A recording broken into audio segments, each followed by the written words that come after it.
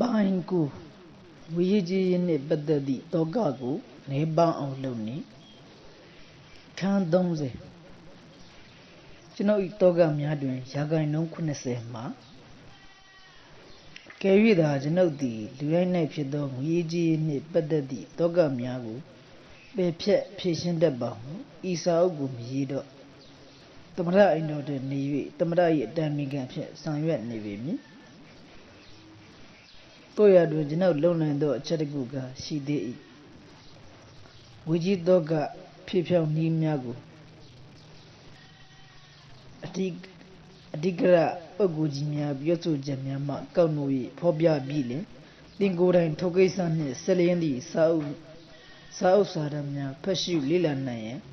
Ladwin Nilangamia, Bina Bilimi. No donor, Shidimia, Doga Tweet, Yaga no Kunasema. Wiji in it but the Lady Honjanejo, Mediga Mudmi, Magazine Gibi, Pobiata lady. Lulu Sanago, Son Zandu Choga Laga, do some Zanya for a good nipin. Igisa Jango, Son Zanya, Yaswa do to Nyaga. To do eat Wiji Dogama, Yaku Yashi Nedi, when we take. Saya Rano, Boyida Yale, Papio Naleni, Yonji Jajam, Tushia lady. Ye chetty, Manadala Manole, Yado Afi Mamansi. Ye can't go yin. Genodi, Wujigis on the bedday, the John Dumia, Mimias on Najibadi. Wana Mega goes on Zanjinai. Yandu where the door, Wiji Kisadra.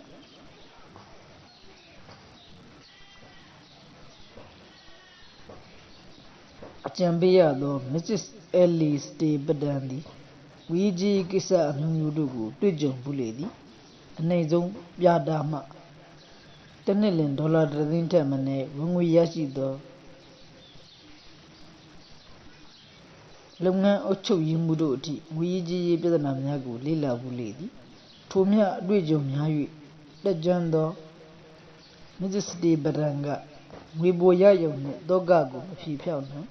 Tomorrow go 9 Yadima. When we do you Yadi, Dogago, neighbor on Malone. Boya don't we go, Boy don't judge. Boy don't the ship, Boy Doga Mayadi. Doga Tribiazon Lumiama, we Jimadon Loudun Yamho. Shadon we go, Madonna Dunyada, Pedi, Suledi. Nani Nason Zakayago, Pabile, Nakam Shongan, show me.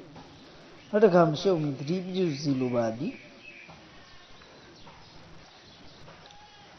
Masata State Banka, Alan Hum Sulu. Yado Afin Ludo di Huda Soledi. Then go solo dimho, Sega Matava. Then the mamma, then Swimuga Miaguda, Suluadi. Then Garo Yadomigu, don't that be that bo. Yalozaro Duga Di Kaneji Sude Ganga, Pamia di Lule. Now busy as she did, Judy. Mabuzuin, Mapina in the Harvine. Nalaga, Valo Lobby, La on Dona Male. To the Nalupi, Kulu, Yoma Mofu. Choa, bid Dinyale. Mansuedo, Geno delay, Muiji and it, Dokam Naswa, Digayawadi. Geno it the Nilin, Senai, Ula Bimaswa, Leia Logu, Missouri Naden, Lokewadi, Mia Bimaya the Nihu. Now the Waga Lane, Dobabi. Tibian Babe Loya, Jinabare who does same you, Bobo Lagavadi. Gino Tumia, that Tramakan, Bimankan, Logan Yadi, Kajinwi, Nina Yaba the Nihu, a Milai Ban. The Nilon Logama, Dola Wamiada, Yabadi. Chanodi, she chogamashi, Aidamashi do, Kamyadrin. Ninasemia, Nike Buddha, Toga Sudi Yago, Council Tigabadi. Chanon dole, Sound Loma Twin and Bay, Ikea Bondi, Mialachi. Modogaga, Tapiana Bia, Miana Toby, my mom Yaso, Tangongo, Lashan Kaya, the Jamiale, Yidana and Dochi. Was on Yazon Sasago Sai. Now, Bombay down that 1 hour. Mibu Daka Mishidefin, Bomigo Eya out and Tavi, Ekaya Pane, Nala Chiri, Tumia, no Nedo Chini Naimele, Genodi, Wiji the Chamab and Pisi, the other Susan Trida Gevadi, Machudawe Niyama Sudoja, Tridaya Jim Chibali, Tuja. Then no Geno Dodi, Tridem Yigu Sui, Wiji in a Badadi, Dogabu, Shanlu Bamu, Comuni Yagedu, Uchian, Lubedi, Comuni Yadi, Dongo, Si Chai, Donjadi. Geno you mix with Ushado, Isaogu, Towidi, Sao Gomni, Turin Manager, Liu and Shin Maginga, Genoa Biobudima, Yaswa do Rodi, Mujine Badani, Meganda Poe, Chenjaja. Duga, Singa in the out jungle, Biobia lady. Todu the Gomni Semiagu, Janaswa, kind of the Gomni Wujimiagu, Tendayana, Tuven, Chijuwe, Gonla baby. Todo, Dumwejin, Badalian, Tendero looked at the Uama do a Tauja Niledwin, Laga Tobi Lile, Yanni Zandwin, Yoma, Endo Bianlandwin, signed the sign night. To Messi Jado, a being any detail merely. Cheshin were lady. Laga dema, in laga, tamigane. Sadi a Miran do, a car jimia, Gonjazimia, Tabi Medafe, young were lady doddy. Do the scene alone I do pibale. To a chin Jim Shibe, 8 headwind, we shilling. Shidelu, young don't be daddy. To go by with Jigu, don't swear near dime. Coming with Jigu, don't swear like Bamu. To a look tabido gomima, Majami, Jessie watching, again. To jump Madayama. The ing with the, they eat long night in then we go down the foot, then low ben chitty. We go below Tenayamini. Don't see any a yasingo bedu, Chingamini. Alba niece at the mugu, then the low don't be valley. The mad a Jones so lingo, Sagubo, and Chayiva. Longer the ending Hazega, Saisia, are no benedi, Nana Mudu Lavi, Calam shit the Moise. Would you Jedela Chedi, 2 jump, do the person Chauben Nigasa, Konamiago, Cinema lady. Eh, Nabasan the Payagumale, do a Miami Jadi. Imi 8 head doing, Mimi Mia Baladigum Dibe, Yandomina. Echi Jandoaka, Tomegwema, Pazama Alolia Troladadi Pena Puga, Ido Mayamalu, Dumweji, Bedu Gonwadigo, do didi. Todo Saint Madi, a jingo. Midayaga, now Chanda Vikavajo Psiga,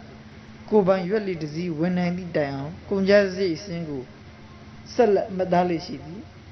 Kavajo American Regi, Rofela Dile, Saint Malishidi. Yam Wemi, Payashim cooking Galadwin. To the Tone Mimi Yadigo, Sisiji. General led do need do, saying Savi Majavazo. Tadalon Sin Majamala. Mamachin in Namare, Tunema, Patama laughs if you. Patama don't laugh if you, Saint May, Dola Babi, Weji to Jandu Yaga, Sujadi. Todo same my island, Tenisa when we truck Kamanji single, Yinan Billy. Then we did Petra Dadale, then did the lamb. Dillian, then Dobedi. Then Lolu to town and day of Mada Shibedi. Midis de Bedanga. Tumiaga Dodi. To doing which is an Bedayu, Nai Miaswa, Sicilia Piojai. Tuga, to do the other Magu, Canan Shawi, Zibia like the Aka. Oh, children with it, you look on Orago. You meet on with it, Bessie, Bella, Nyaja, Madijabe, and on Nimoni Jali. Then the told me had about Pinitala. Pitching a penny mava. Number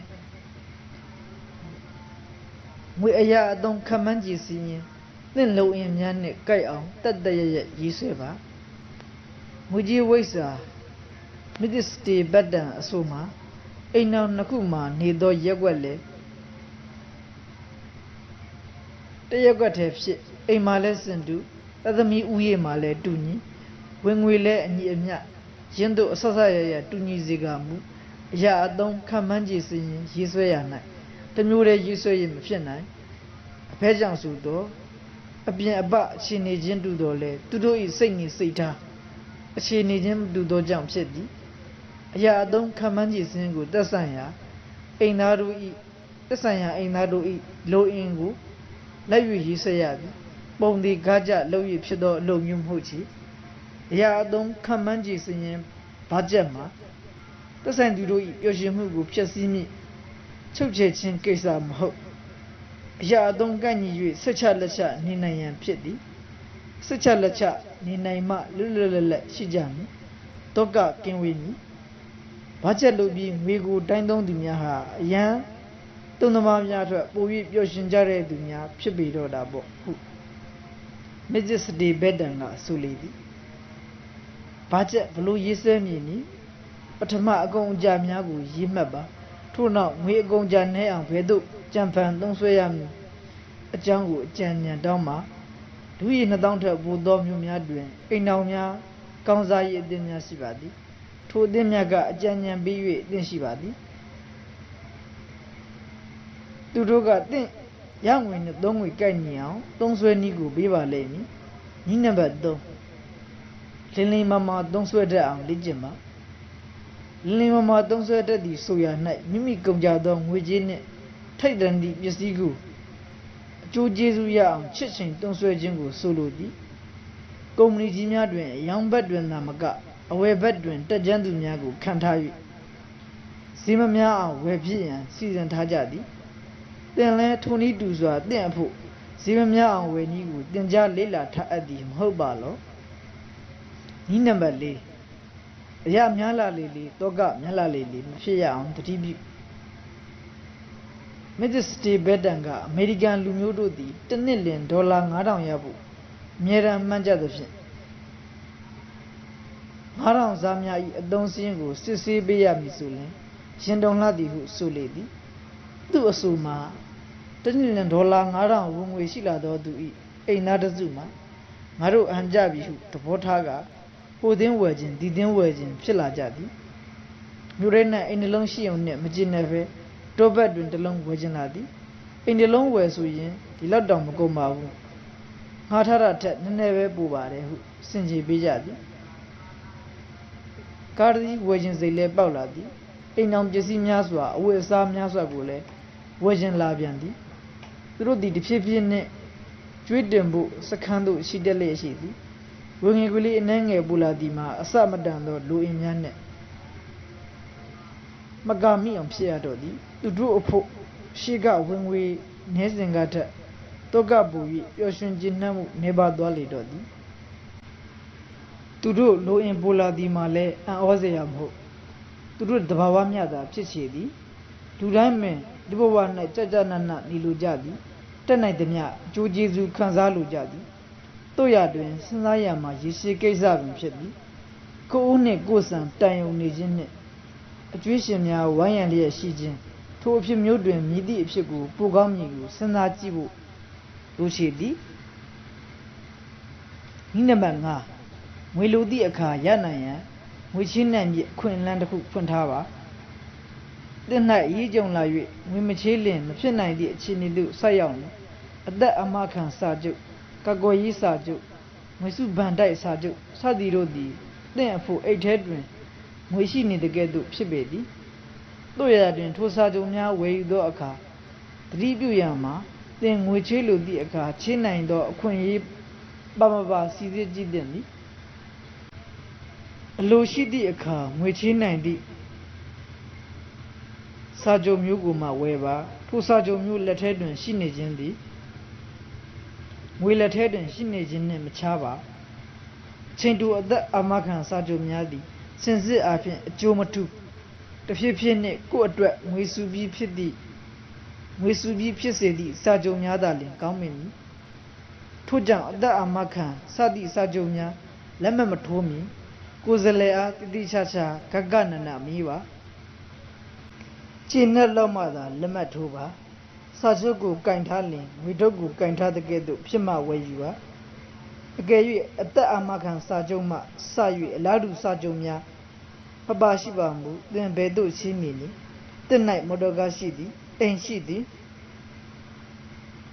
အခြားထက်တန်သောပစ္စည်းတစ်ခုခုရှိသည်ဆိုပါတော့သင်သည်ဗန်တိုက်သို့သွား၍ထိုပစ္စည်းကိုအပေါင်ထား၍ချိန်ကားသင့်ပေသည်ဗန်တိုက်တို့သည်ဥပဒေနှင့်လောက်ကြရသည့်အပြင်လူကြိုက်များအောင်များအကျိုးမထိခိုက်စေသည့်အတိုးနှုန်းကိုယူကြသည်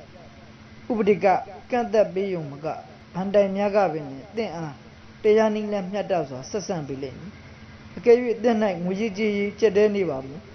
ဗန်တိုက်ကသင်အခက်ခဲများကိုဆွေးနွေး၍သင်အကျိုးဖြစ်ထွန်းစေမည်အချက်လက်များကိုရှာဖွေကစောင့်မကြည့်ရှုပေးလိမ့်မည်ထို့ကြောင့်သင်၌အပေါင်ထားသည့်ပစ္စည်းမရှိပါဘူးဗန်တိုက်သို့သား၍ငွေချေးရန်ကျွန်ုပ်ကထူးတိုက်တွန်းပါသည်ဥပမာသင်သည်များလောစွာသောလူများကဲ့သို့အပေါင်ထားစရာထိုက်တန်ပစ္စည်းမရှိပဲသင်လာကသာလျှင်သင်၏တစ်ခုတည်းသောပစ္စည်းဥစ္စာဖြစ်နေပါမည်ဘယ်သို့ပြုလုပ်ပါမည်နည်းဤနေရာ၌လေးနက်နက်တတိပေးလို့ဒီမှာငွေချေးသောကုမ္ပဏီများထံသို့အရန်မသွားလိုက်ကြရမည်ဖြစ်သည်ထိုကုမ္ပဏီများ၏ကြော်ညာကိုသင်သတင်းစာထဲတွင်ဖတ်ကြည့်မိသောအခါအတော်ပင်ဆွဲမှတ်သွားပြီလိမ့်မည်သူတို့သည်သူတို့ကြော်ညာအရဆိုလျှင်ခရစ်စမတ်အချိန်ဟာကလေးများအားသူတို့ကြိုက်တတ်သည့်ကစားစရာစားစရာချိုးချင်းများလိုက်ထည့်ပေးနေသည့်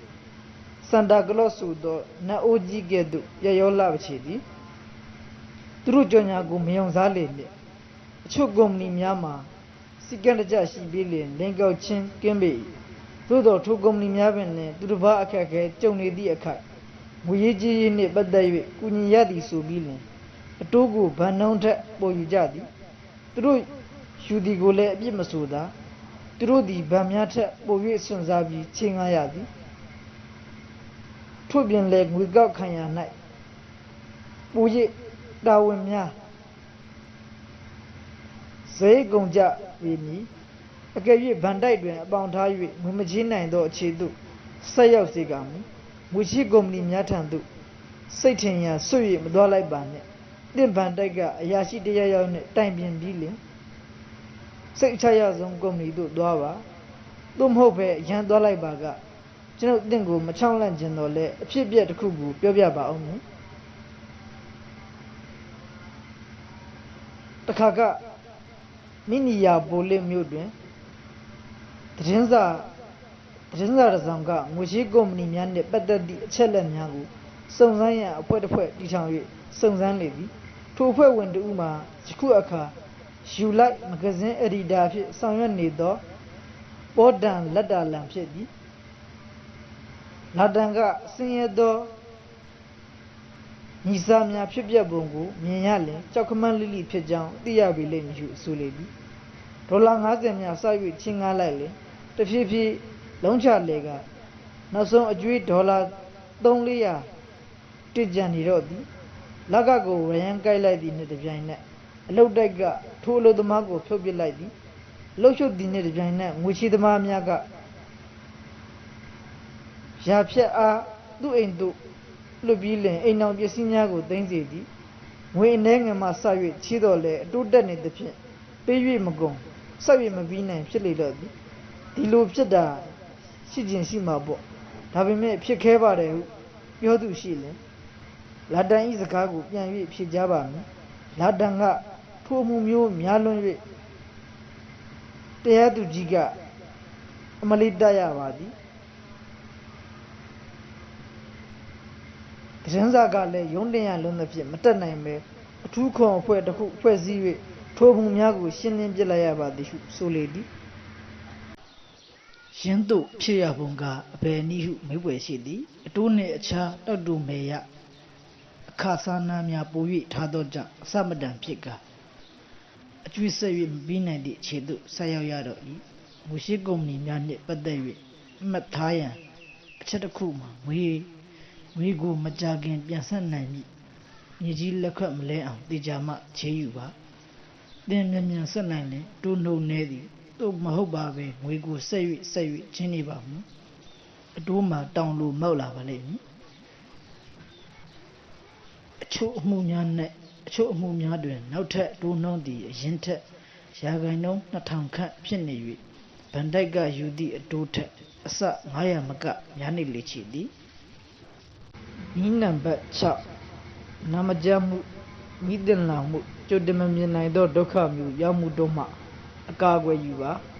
အသက်အာမခံတာမဟုတ်အခြားအာမခံစာချုပ်များလည်းရှိသေးပေသည်မိအာမခံမိပေါင်ကိုလည်းခေါ်သည်ပတော်တဆထိခိုက်မိသောထိုကိစ္စများအတွက်အာမခံစာချုပ်မျိုးမျိုးနှင့်နှုံထားချိုနှင့်ဝယ်ယူနိုင်သည်ကျွန်ုပ်ကတင့်အားတွေ့ကြရရှိသောအတွက်အာမခံစာချုပ်ဝယ်ထားရမည်ဟုမဆိုလိုပါသို့သောတင့်အတွက်အကုန်အကျစိတ်များမိဒုက္ခအကြီးစားများအတွက်အာမခံစာချုပ်မျိုးဝယ်ယူထားစေခြင်းသည်ထိုဒုက္ခ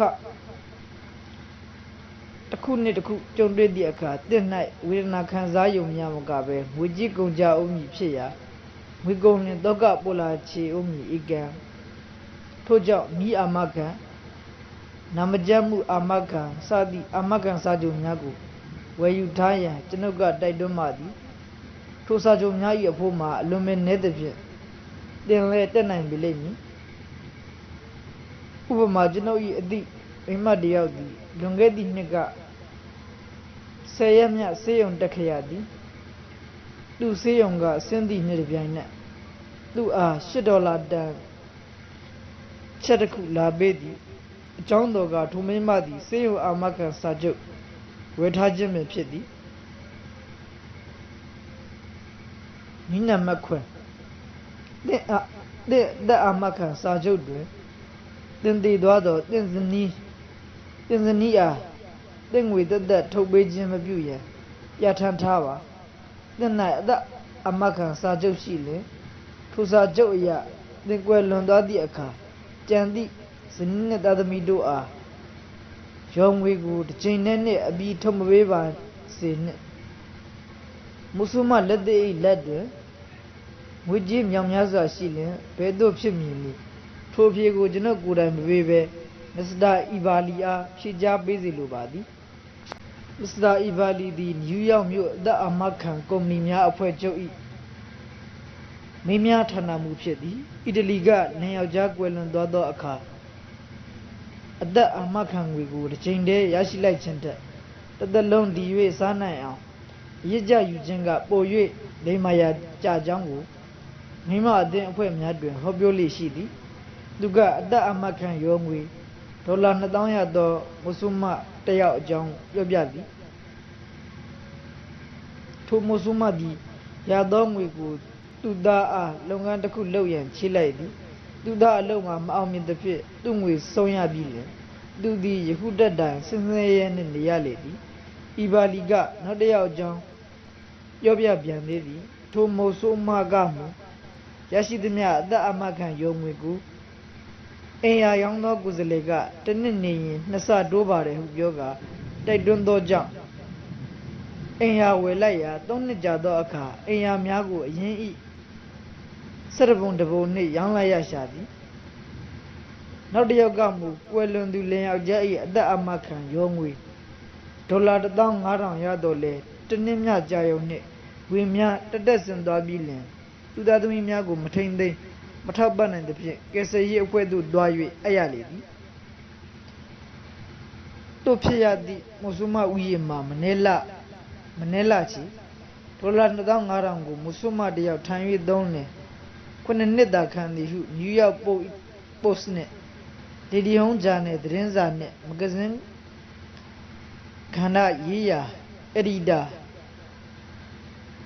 မစ္စစ်ဆလဗီယာကဆိုလေသည်လွန်ခဲ့သောနှစ်ပေါင်းများစွာကစတာဒေးအီဗင်နစ်ပို့ဂျာနယ်ကြီး၏ခေါင်းပိုင်းကြီးတွင်ကွယ်လွန်သူလင်သား၏အမွေအနှစ်ကိုလုပ်ငန်းအကြောင်းဘာမှမသိသောမုဆုမသည်ဗန်ဒိုက်ကလည်းဩဝါဒမပေးဘဲနေပါမူကောက်ကျသောအယောင်းဝယ်ကိုယ်စားလှယ်များတစ်ချက်လှည့်လိုက်ရုံနှင့်ရှိသမျှငွေကလေးအကုန်အစင်ကို မိမိဘာမှနားမလည်သည့်အတွက်ဆရာဝင်မှုမခဲရင်တော့ချေမိသည့်ရှစ်နေမိသည့်ဗန္ဒအရာရှိမစို့ထိုကဲ့သို့သောအမှုမျိုးကိုလက်ညှိုးထိုးပြနိုင်ပေသည်နှစ်ယောက်ျားကတစ်သက်လုံးအပင်ပန်းဆင်းရဲခံပြီး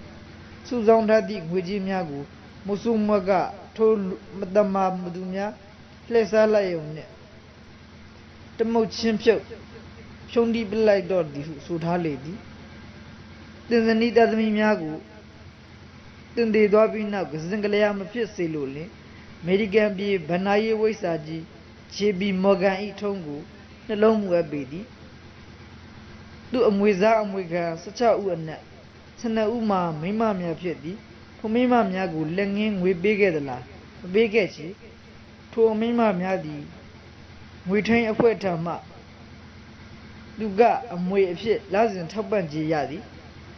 နီးနံပါတ်8နှင့်သမီးများအားငွေကိုလေးလေးနက်နက်သဘောထားရန်သင်ပေးပါကျွန်ုပ်သည်ယူလိုက်တစ်မဝမဂဇင်းထဲတွင်ပါသောစောင်းမတစ်ပုဒ်တွင်ပါသည့်အကြံဉာဏ်ကိုဘယ်သောအခါမျှမမေ့ရှိစောင်းမရှိမှာစစ်ဗီကာဟာတဲ့အမည်ရှိသောမြို့သမီးတူဖြစ်သည်သူသည်သူသမီးကလေးအားငွေကိုစီကက်နှင့်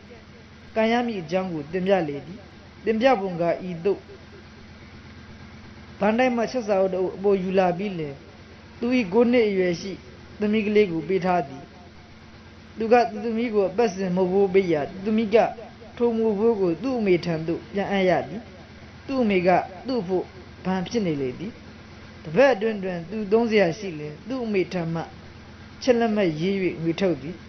သူသည်သူ့ငွေဘယ်မျှရှိ၍ဘယ်မျှထုတ်ယူပြီးဖြစ်သည်ဖြင့်ဘယ်လောက်ကြံသေးသည်ကိုသိရသည်ရင်းတို့ငွေလိုလင်ချက်နှစ်ရေးထုတ်ရသဖြင့်9နှစ်ရွယ်ကလေးအဖို့ကစားစရာမျိုးဖြစ်၍ပျော်ရွှင်သည်သာမကငွေကိုစီကံနှင့်သုံးဆွဲရမည်ဆိုရသည့်အချက်ကိုလည်းသိရှိနားလည်သွားတော့သည်ဤနည်းသည်အလွန်ကောင်းလာပေသည်တင့်သားသမီးများကိုဤနည်းဖြင့်ငွေကြေးကိုလေးလေးနက်နက်သဘောထားကအသုံးအဆွဲစီကံရှိအောင်တင်ကြားပေးရန်ကျွန်ုပ်ကတိုက်တွန်းလိုက်ပါသည်နည်းနံပါတ်9တက်နိုင်လဲမိဖို့ကြောင့်မှငွေကိုအနှဲငယ်ထွက်အောင်ကြံဆောင်ပါကဲ၍တင်သည်အရာအသုံးခန့်မှန်းကြည့်စင်းလုပ်ပြီးတိုင်းထွာသုံးဆွဲတော်လဲငွေမလောက်သေးဘူးဟုဆိုပါကတင်လောက်เสียနှမျိုးပင်ရှိတော့သည်ပထမကမလုံလောက်ရကောင်းဟုအပြစ်တင်တုံလှုပ်သောကဖြစ်ညီးတွားထို့သောမဟုတ်လင်ငွေအနှဲငယ်ပိုထွက်လာအောင်ကြံစီဤနှမျိုးတွင်တစ်မျိုးမျိုးလုပ်နိုင်ပါသည်ညီတို့လို့ရမည်လီမစ်စပီယာအမည်ရှိသောမိုးဆိုးမကြီးလုပ်ပုံကဤသို့ပင်သည်မစ်စပီယာမှာကမွန်နဲ့ကွယ်လွန်ပြီးနောက်သာသမီများကလည်းအိမ်တော်နယ်များဖြစ်သည်ဖြင့်သူ့ဘာသာတယောက်တည်းနေလေသည်တနေ့တွင်သူသည်ရေခဲဆိုင်တစ်ဆိုင်၌ရေခဲမှုစားနေစဉ်ထိုဆိုင်တွင်ရောင်းသောပေါင်မုံများကြည့်ကစိတ်ပြတ်မိသည်ပေါင်မုံများမှာစားခြင်းစရာမကောင်းလာစေထို့ကြောင့်သူသည်ဆန်ရှင်အားအိမ်တွင်ဖုတ်သောပေါင်မုံများဝယ်မည်လားဟုမိရာဆန်ရှင်ကအဆန်းသဘောမျိုးနှင့်နှလုံးဝယ်မည်ဟုဆိုလိုက်လေသည်မစ္စစပီယာသည်အချက်အပြုတ်တက်တော်လဲနေယောက်ျားမကွယ်လွန်မီကအစေခံနှင့်လီလာခဲ့ရသဖြင့်သူတသက်တွင်ပေါင်မုံ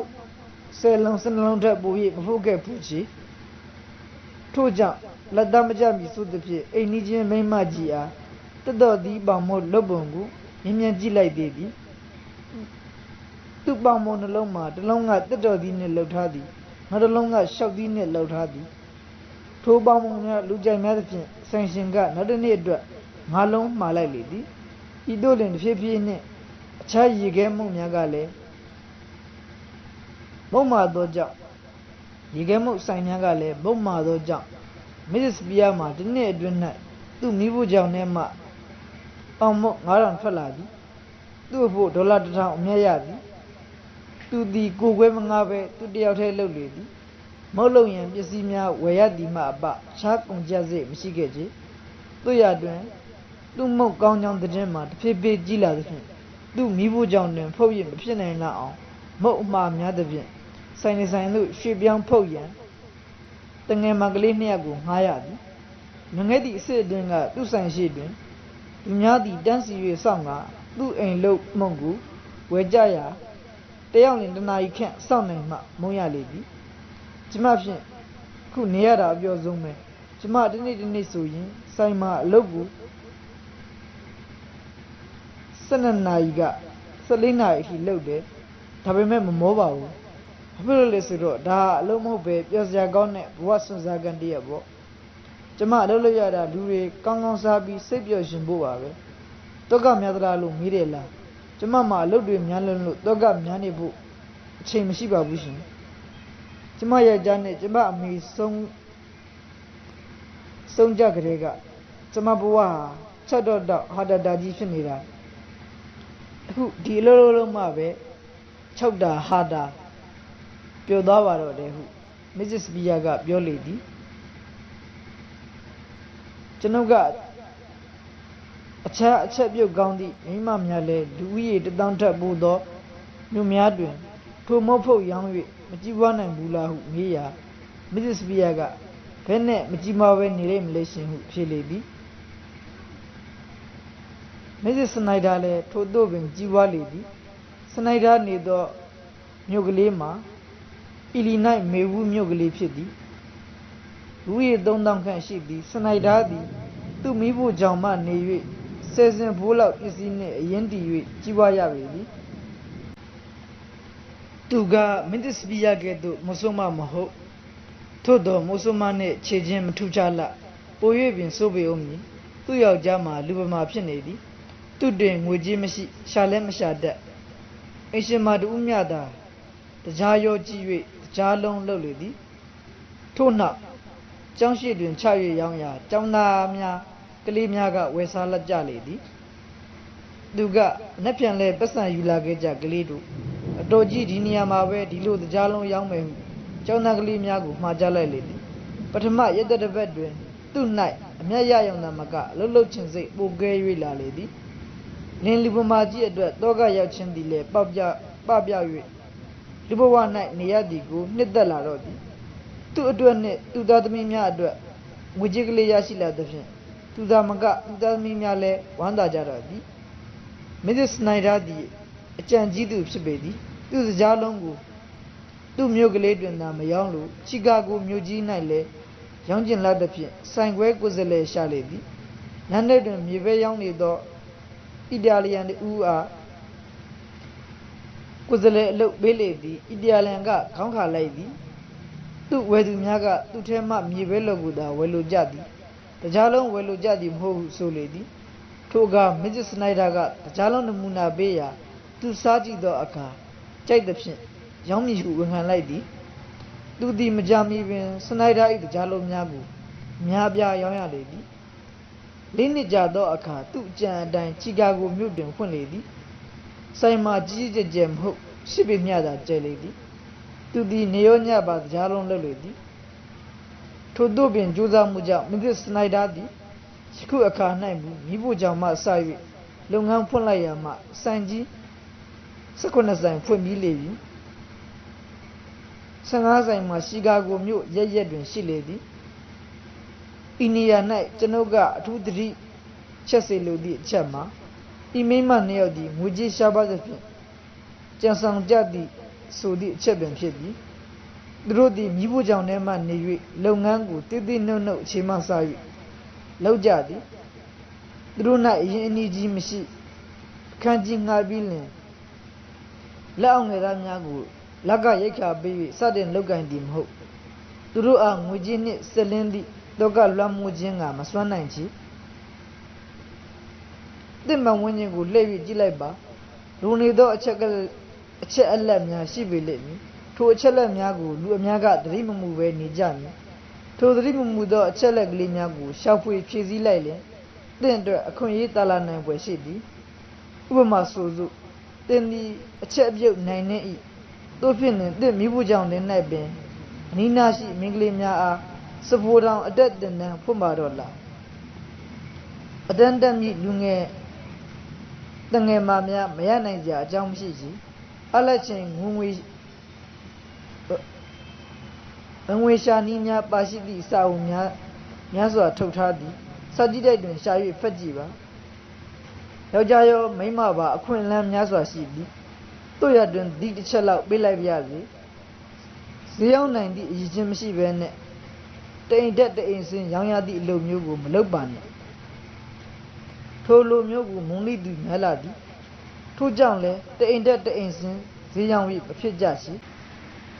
နီးနံပါတ်30ဘယ်တော့အခါမျှလောင်စာမလုပ်ပါနဲ့မြင်းလောင်းရသော၎င်းအခြားလောင်စာနည်းဖြင့်လောင်းရသော၎င်းငွေကြေးရှာနိုင်လိမ့်မည်ဟုယုံကြည်သူများကိုကျွန်တော်အောက်မိပါသည်ထိုင်ခွဲများမြို့တင်ဖွင့်ထားကလောင်စာတိုင်အဖြစ်နှင့်ကြီးပွားသူတတိကပြောပြသည်မှာလောင်စာလုပ်သူများမှာအတော်ပင်မိုက်သေးကြောင်းစက်နှစ်လက်သည်ကိုမှတ်အောင်ထိုးနိုင်လိမ့်မည်ဟုထင်မြင်ခြင်းသည်လည်းမိုက်မဲသောအချက်ပင်ဖြစ်ကြောင်းအမေရိကန်ပြည်တွင်နာမည်ကြီးလာသောမြင်းတိုင်ပွဲတူကိုကျွန်ုပ်သိပါသည်သူသည်ကျွန်ုပ်၏တင်နန်းကိုတက်နေသူတပည့်တူဖြစ်လေသည်သူကမြင်းအကြောင်းသူ့လောက်နားလေသူရှားမည်ဖြစ်တော်လေသူ့မှာမြင်းလောင်း၍နိုင်တီ၍မရှိခဲ့ကြောင်းပြောပြလေသည်တို့ဖြစ်စေကမူလူမိုက်များစွာတို့သည်မြင်းပွဲသို့သွားကြကုန်၏တစ်နှစ်လင်မြင်းလောင်းငွေမှာ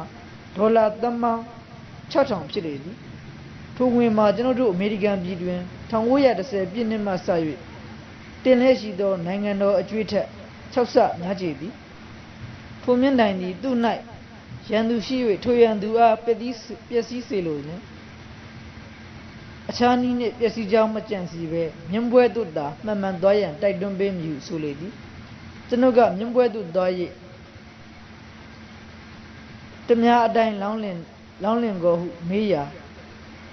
ဒီလိုဆိုရင်တာပြီးပြုတ်အောင်မယ်ငွေတက်ကြီးတစ်ထိုက်ရှိအောင်တော့ပြုတ်ဖို့သိကြတာပဲဟုသူကပြန်ပြောလေသည်တို့နှင့်မြင်းလောင်းလင်ပါနှက်ရပြီမိတို့ပါနှက်ရမည်နီအစဝဲချက်ကိုပြီးရေးတော့ How to Master the Art အရှုံးကိုတွက်နီးစာကိုဖတ်ကြည့်ပါချက်ကိုပြီးဒီစတုရင်ပိုကာစသည်ကစားများတွင်ဝိစာမြောက်သည့်အပြင်ပထမတန်းသင်္ချာဆရာလည်းဖြစ်ပေသည်ထိုစာအုပ်တွင်စာမျက်နှာ215သည်အလောင်းအစ၌နိုင်ဖို့လွန်ခဲ၍ကြောင်းစကြနနဖော်ပြထားလေသည်ဘာကြောင့်ခရင်သည်ဆိုသည်ကိုလည်းလောကဓာတ်ပညာနည်းသင်္ချာနည်းတို့ဖြင့်တက်ပြထားသည်ထိုစာအုပ်ကအလောင်းအစလှုပ်လင်နိုင်လိမ့်မည်ဟုတစ်ချက်မျှမဆိုထားစီရှုံးနိုင်တဲ့အကြောင်းမြင်မြမြပြသည်ကိုသာဖော်ပြထားသည်ထိုချက်လက်များကိုသင်သိရသောအခါထွေးနှဲစာနှင့်မြင်းလောင်းနေကြသောမြင်းသမားတို့ခမသူတို့ကိုတနာ၍မဆုံးဖြစ်နေပြီလိမ့်မည်အခြားအလောင်းစား၌ဆွဲလန်းနေသူများအဖို့လည်းဤနည်းတူစွာတနာနေပြီလိမ့်မည်သင်ဟာအလောင်းအစားစိတ်ကလှည့်ဖျားသွေးဆောင်နေပြုလေဤစာအုပ်ကိုဖတ်ပါ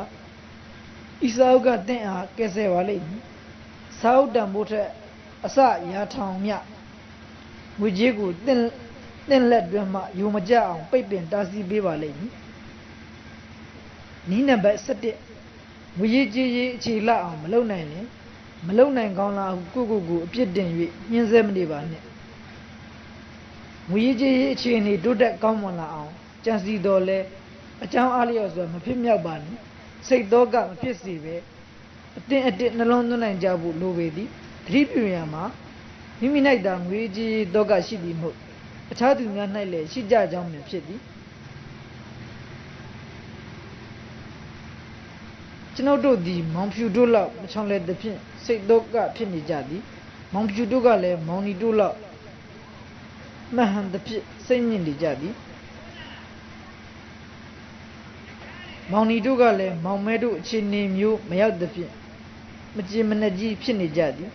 တို့လင်တဆင့်သောကများရသည်ချီတာသည်အမေရိကန်သမိုင်းတွင်ကြော်စောသူအချို့၌လည်းငွေကြေးသောကပွားများခဲ့ကြ၏သမ္မတကြီးလင်ကွင်းနှင့်ဝါရှင်တန်တို့မှာသမ္မတရာထူးလက်ခံရန်သွားစရာခီးစိတ်မရှိ၍ငွေချေးသွားကြရသည်မိမိတို့လိုအင်အတိုင်းမဖြစ်ပါမူသောကဖြစ်ပြီးလင်ကိုစိတ်ဆိုးခြင်းဖြင့်နေရတဲ့ဖြင့်ချိန်ကလေးကိုမဖြစ်စည်းပါနဲ့ကိုတက်ညကြဖို့တင့်လှပေသည်တရားလက်ကင်ထအပ်လာပေသည်သင်လိုကြမရလင်ကဘာလုံးပင်ရစီအောင်တော့သင်စိတ်ချမ်းသာမည်မဟုတ်အေယာမတဘဝဝတရားဆရာကြီးစ Sega nega sovuleti. Ishakali the Kugu, 3 Buzilodi. Okay, then the American visit Kulungu, Pine Chesegamu. Then the Tenelian sat down aside. The Kalin, Aya the Kunaida, Aina Bedi, Totabu, Mirimia, Malonanchi. Wiji Dogagu, Nebaziluli, Teba Nila, Saturday Guda, Laina Valley.